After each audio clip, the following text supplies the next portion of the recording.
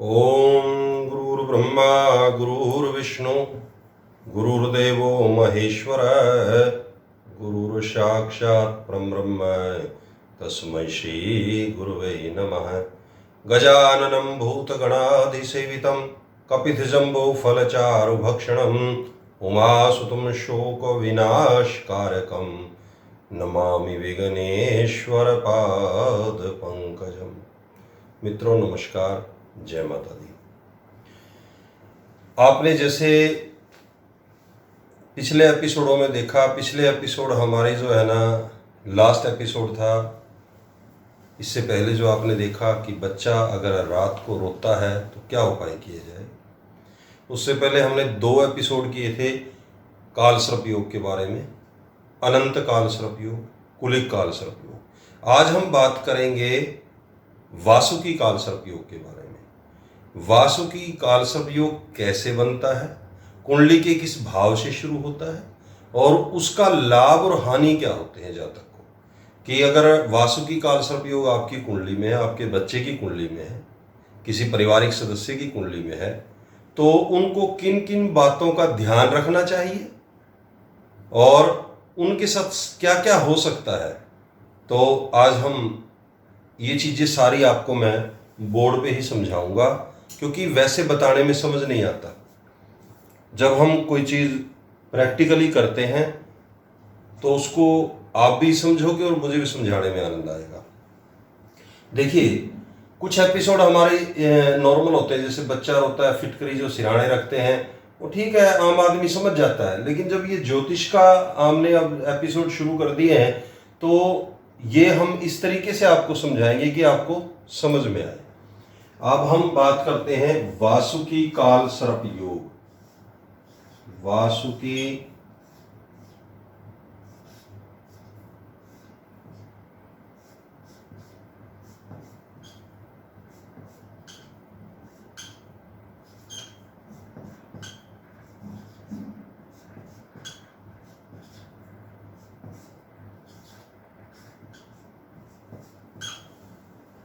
देखिए दोस्तों, वासुकी कालसर्प योग, ये हमने कुंडली बना ली।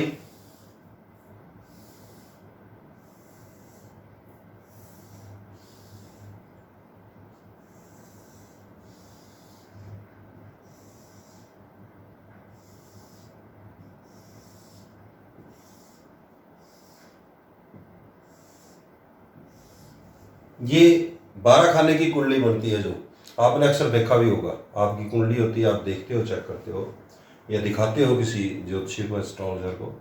तो ये देखिए, पहला घर, दूसरा घर, तीसरा घर, चौथा, पांचवा, छठा, सप्तम, अष्टम, नवम, दसम, एकादश, द्वादश।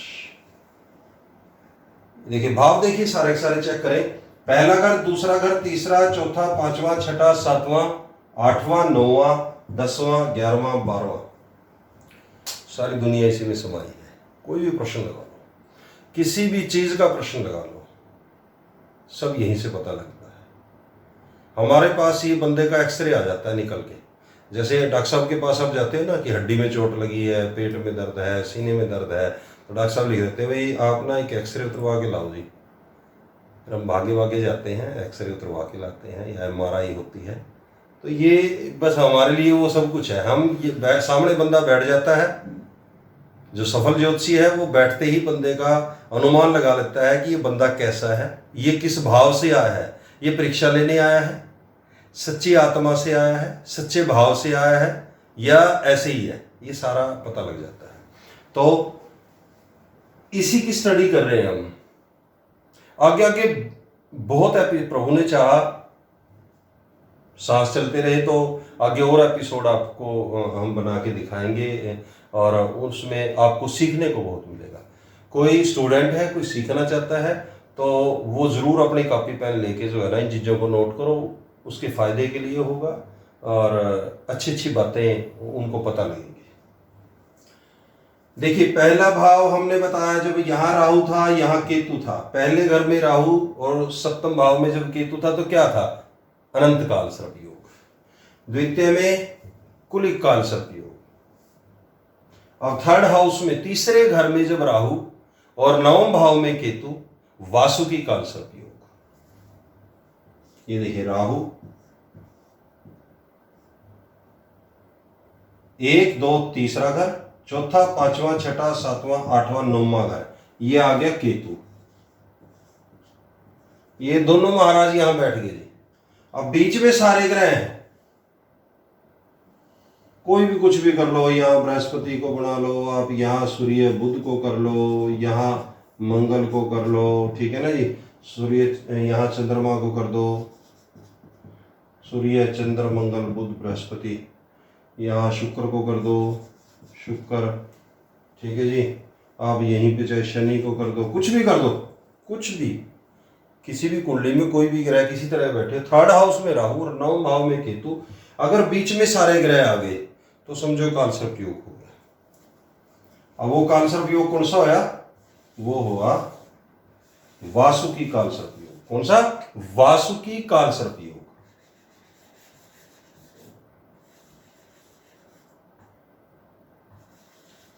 अब आपको ज्यादा समझ में आएगा। अब ये देखिए,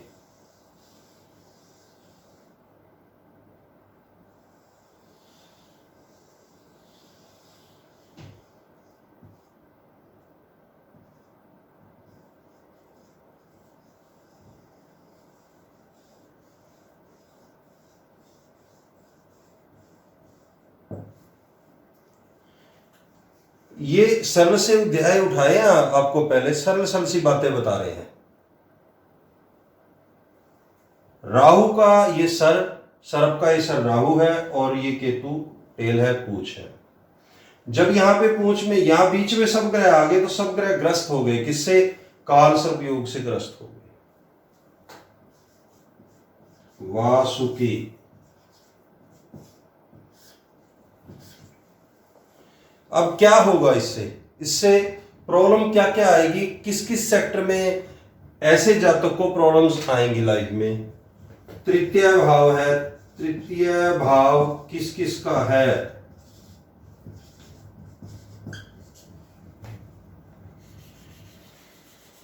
कुंडली से तीसरे घर से हम इसको सहयोग का घर कहते हैं। सहयोग मिलता है, सहज, सहज भी बोलते हैं इसको हम। भाई बहन, रिश्तेदार, भाई बहन रिश्तेदार। प्लस में इसमें क्या देखा जाता है कि बच्चे की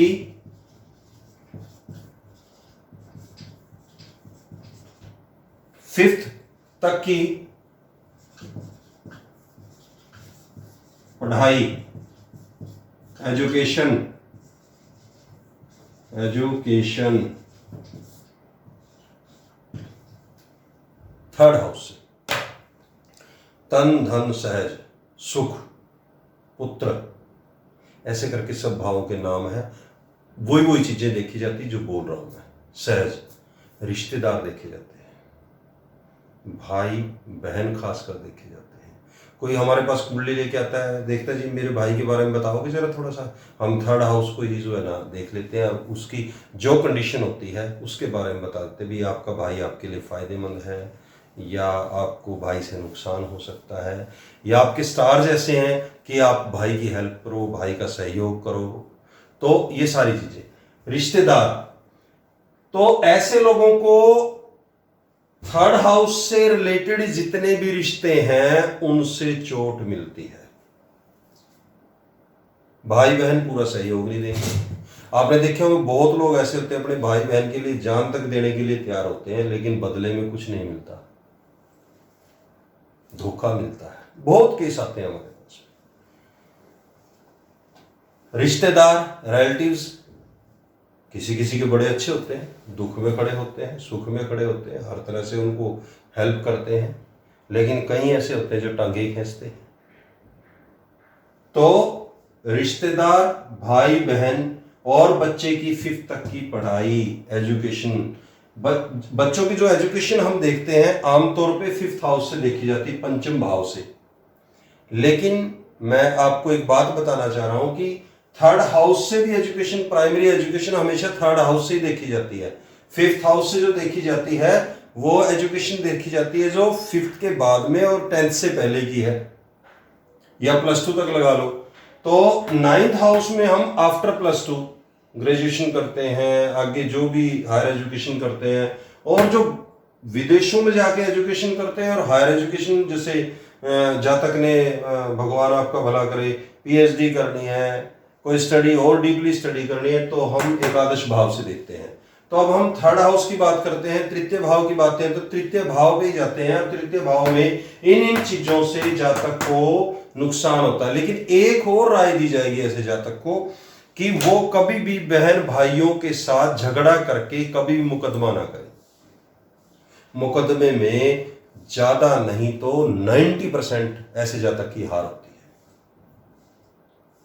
मुकदमा नहीं करना है, पंगा नहीं लेना है। अगर पैसे ले दे के निमटता है ना जी, हेलमेट के लिए किसी ने पकड़ लिया तो देख लो कहीं अगर ऐसे हो तो, नहीं तो अगर आप बहस करोगे तो आपको नुकसान ज्यादा उठाना पड़ सकता है।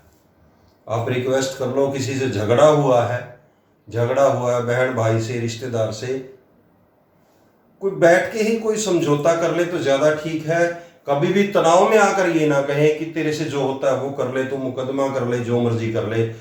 ऐसे जातकों को हार का सामना करना पड़ता है। वो क्यों करना पड़ता है, उसका कारण है जी, राहु तृतीय भाव में, तृतीय भाव सहज का है।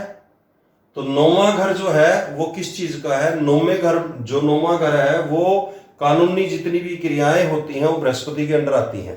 कानून बृहस्पति के अंडर आता है। 9 नंबर राशि का स्वामी बृहस्पति है।